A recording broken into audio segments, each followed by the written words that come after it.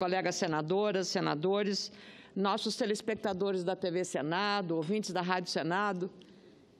Chego à tribuna hoje, depois de ter feito uma agenda importante no Rio Grande do Sul, inclusive ontem a posse da presidência da AFISVEC, que é a Associação dos Auditores Fiscais do Estado do Rio Grande do Sul, muito comprometidos com o ajuste fiscal e com a excelência na gestão financeira dos municípios, dos estados e também, claro, com a União, com um projeto muito importante que o presidente Marcelo Barros tem para mudar a Lei Candir, que penaliza os estados exportadores. Mas eu estou querendo, além de fazer essa referência, queria dizer que aqui nesta tribuna, há pouco, a senadora levantou questões sobre direitos dos trabalhadores e, sobretudo, apontando que o Brasil é um país de grandes empresários e muitos incentivos fiscais. Agora, coincidentemente, a senadora é autora de um projeto que beneficia quem? Os maiores lucrativos negócios da Zona Franca de Manaus. 9 bilhões de reais de incentivo e desoneração de IPI. E lá estão os mais ricos empresários. E o lucro gerado por essas empresas na Zona Franca de Manaus, defendidos pela senadora, e ela tem legitimidade para isso, esses lucros não são tributados no Brasil, são tributados lá fora, na sede dessas empresas. E são multinacionais do capitalismo americano. Eu não tenho nenhum preconceito com o capitalismo americano, com multinacional, com ninguém. Mas a gente tem que ter coerência com as coisas que faz aqui dentro. Senão, não seria conveniente estar falando. Então, a riqueza está concentrada na Zona Franca de Manaus e só duas empresas, nem vou citar os nomes para não dizer que eu estou fazendo propaganda, porque elas aparecem na Copa do Mundo com os maiores anunciantes. Essas são as empresas que são protegidas da Zona Franca de Manaus. Eu só não vou dar, porque eu não fiz a parte a Vossa Excelência, exatamente para não criar polêmica aqui, senadora Vanessa. Não vou lhe dar. Agradecer o relato que Vossa Excelência faz em relação à nossa postura em defesa da Zona Franca. A Zona Franca, senadora Ana Amélia, ela é formada, no geral, por empresas multinacionais, não são só do setor de bebidas e concentrado. Lá tem a Samsung, a maior de eletroeletrônico. Enfim, é o único modelo legal do Brasil baseado em incentivos fiscais. E é isso que, felizmente, gera o emprego, o pão de cada dia da maioria da nossa gente que vive na Amazônia e que vive no Amazonas, senadora. Então, eu agradeço. Sei que Vossa Excelência defende seu Estado, assim como eu defendo o meu. Mas o que eu falava aí não era só sobre incentivos fiscais, não. Eu falava sobre a falta de tributação das pessoas mais ricas, senadora. Apenas isso. Obrigada, senadora. Desculpa.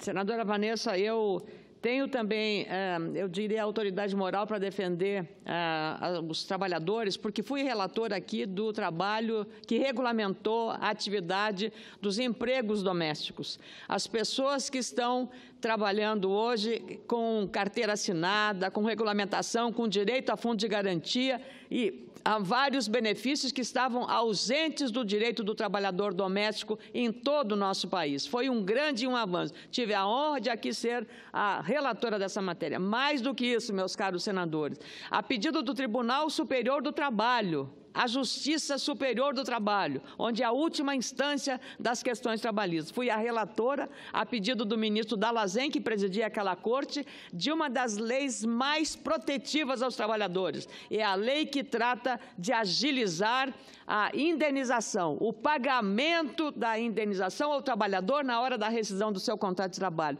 Que direito maior é esse, senador Rodrigues Palma? Que direito maior é esse do que a Justiça fazer e ter agilidade? Eu fui a relatora e fiz uma discussão democrática com todos os agentes envolvidos e daí foi produzida uma lei extraordinariamente avançada para os direitos, agilizando também para a Justiça do Trabalho os procedimentos relacionados aos direitos dos trabalhadores. Então, eu tenho a consciência de aqui estar trabalhando. E agora, o Supremo Tribunal Federal acaba de confirmar e reafirmar a legalidade retirada da contribuição obrigatória dos sindicatos.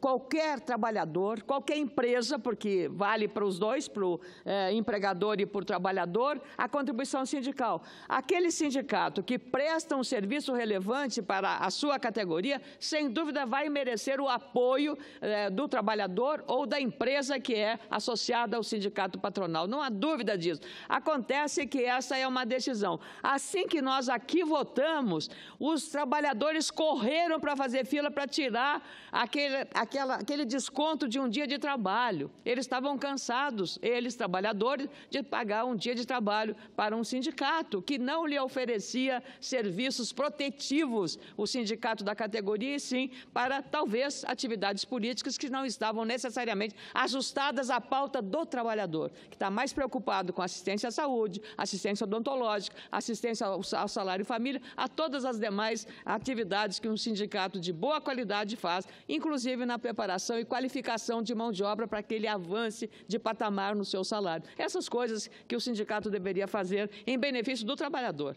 Mas, como isso não havia feito, a percepção do trabalhador era: eu não quero mais pagar. O trabalhador teve a liberdade. E assim que foi votado aqui, ele correu para a fila para dizer: não quero mais que descontem do meu salário. Então, nós temos que enxergar a lei, senador João Alberto, como ela é e como a gente trabalha aqui. Mas eu queria apenas remeter à questão que está provocando, não é hoje nem a felicidade dos brasileiros pela vitória ontem sobre o México, mas é a questão, de novo, envolvendo as decisões da Suprema Corte, envolvendo a Operação Lava Jato. Muita dúvida suscita, todo mundo pergunta, e eu volto aqui hoje a uma questão de critérios usados pelos magistrados da Suprema Corte, que tem provocado uma certa insegurança e incerteza. Afinal, que futuro terá a Lava Jato? É claro que jamais esta senadora vai concordar com desvios de conduta, com algum deslize que tenha sido feito na confecção ou nas atitudes tomadas na Operação Lava Jato. Mas ela não é sozinha.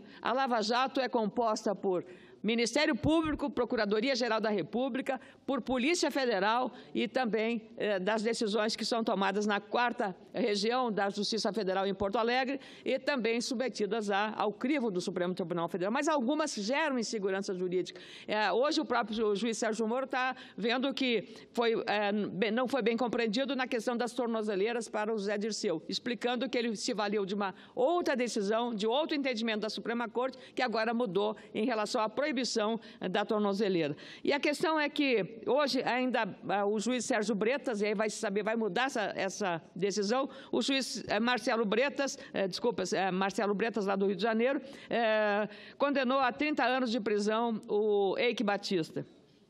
A decisão consta da sentença da Operação Eficiência, assinada pelo magistrado que eu acabo de citar na segunda-feira. Ele que teve a prisão preventiva decretada após 2 doleiros dizerem que ele pagou 16,5 milhões de dólares a Sérgio Cabral, ex-governador do Rio, o equivalente a 52 milhões de reais em propina. Eu acho que essas coisas estão acontecendo, estão demonstrando realmente que está se colocando, tirando o lixo debaixo do tapete, se mostrando à população graças a essa Operação Lava Jato. O estranho é que o ministro Toffoli, que tomou a decisão em relação à libertação e à segunda turma do ex-ministro Zé Dirceu, não teve o mesmo cuidado em relação a um pobre coitado, que lá em Minas Gerais roubou uma bermuda que valia R$10. Uma bermuda por R$10. E ele mandou ele voltar para a cadeia. Claro que, certamente, não houve nenhum juízo de valor pela categoria social desse pobre coitado, que era o quê? Simplesmente uma pessoa, um bêbado, estava embriagado. E qual foi a razão de devolver a prisão, mesmo que a bermuda que essa pessoa roubou tivesse sido devolvida à loja onde ele tirou a bermuda de R$10? É que a Defensoria Pública chegou a entender que o acusado pedia a aplicação do princípio da insignificância, R$10 uma bermuda, mas o pleito não teve sucesso na Suprema Corte, na mão do ministro Dias Toffoli. De acordo com a Defensoria Pública, o homem é morador de rua, não tem assistência de ninguém, nem da sociedade, morador de rua, e é alcoólatra. Em primeira instância, foi condenado a 1 ano e 7 meses de reclusão pelo furto, pena que foi mantida pelo Tribunal de Justiça de Minas Gerais e pelo Superior Tribunal de Justiça do STJ. Em todos os julgados, pesou contra o acusado o fato de haver mais de uma condenação definitiva por crimes da mesma natureza. Mas não foi o mesmo critério usado em outras reincidências de outros presos famosos. É exatamente por isso que a sociedade está olhando muito, eu diria, decepcionada, olhando muito triste pelo que está acontecendo em relação à Praça dos Três Poderes e ali do lado, onde tem aquela estátua uma estátua da deusa da justiça com os olhos vendados. Ela tem que estar de olhos vendados para não saber se é um rico, se é um pobre, se é um poderoso, se é um sem poder. É essa justiça que nós queremos, mais isenta, mais republicana, uma justiça mais imparcial. E por isso que eu volto aqui a encarecer. E não é por causa da Lava Jato, não é por causa dessas demandas da segunda turma, não é por causa de nenhuma pendência ou de nenhuma litigância ou de nenhum confronto que esteja havendo entre o Supremo e esta Casa, ou entre o Supremo e o Poder Executivo, ou quem quer que seja.